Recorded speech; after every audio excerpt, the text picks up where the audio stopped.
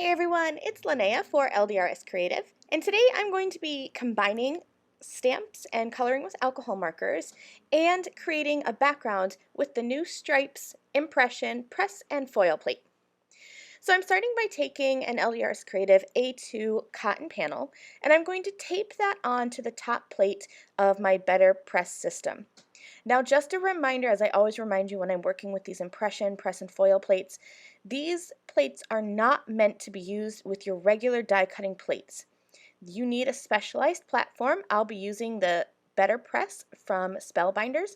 I will still be using my Spellbinders die cutting machine, but the specialized platform makes it so that I don't damage my machine because this press and foil plate is thicker than your standard wafer thin die. I have positioned this stripes plate so that it's going to go diagonally across my A2 panel, and I've inked it up using Bali Blue ink from LDRS Creative. This is a hybrid ink, so it works really well with these impression plates. Now it's hard to tell on camera, but this design is not only just kind of stamped on my panel, but it is pressed into my panel.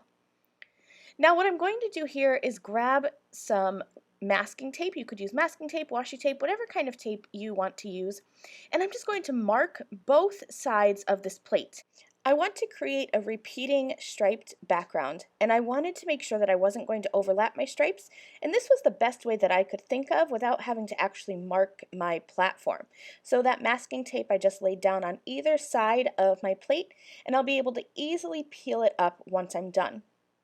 I repositioned that stripes plate, inked it up again with the same Bali Blue ink, and then I'm going to move my plate up to the other side of the masking tape and just keep on repeating my design. I'm using the same blue ink so that I can create a unified background, but if you wanted to vary the colors and create a rainbow background, I think that would be really nice too. I think this took me about 5 times to run this through so that I could make sure that I got all the way to the very tips of this edge, but I love the result. And again, it's so hard to see the impression on camera, but in real life, you can feel all of that dimension, and it's just really fun. Alright, so now I have grabbed the Billowing Blossoms stamps, and I'll be using the coordinating dies in a little bit as well. I'm going to pull off that main floral image and then one of the sentiments. The great thing about this stamp set and the coordinating dies is that there are dies for not only this large image, but also for both of the sentiments. So I'm going to line this up on my panel, just make sure it fits, and then I will stamp this with Raven Hybrid ink, which is a hybrid ink so you can color with pencils, watercolors, or alcohol markers like I'm going to be doing here. I grabbed just a few markers. I'm going to be coloring really light pink, so even my darkest pink is a light color. I always say that when you're coloring, there's no wrong way to color. So color however you are most comfortable, however you learn to color. When I learned how to color with alcohol markers, my instructor taught me to color dark to light. So in my videos, that's how you'll see me coloring. I start with my darkest color to add depth and shadows, and then I work out from there. Normally, I color really simply and just do 2 color blending, a dark and a light. But because I wanted this image to be really kind of like flowy and loose, I actually have 3 colors of pinks, and then I have my colorless blender. Now the colorless blender does not actually remove color, it just kind of moves color around.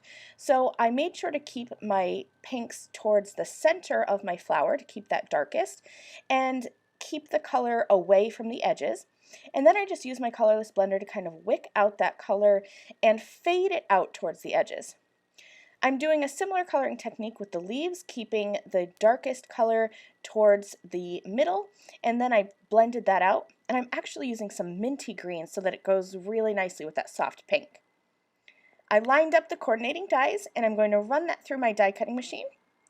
Back to my standard plates now, because these are wafer thin dies, so these are meant to be used with your standard cutting plates. I ran those through, and now I have my images cut out and ready to go for my card. I trimmed my impression background down to 4 inches by 5¼ inches, so it's going to layer nicely onto the gray card base that you see up in the corner of your screen there. I added some foam tape behind my flower and my sentiment, added them onto my card, and I trimmed off some of the flowers that overhanged on the edge, and then I added that onto my gray card base. This card is finished.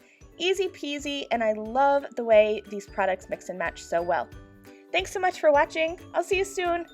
Bye!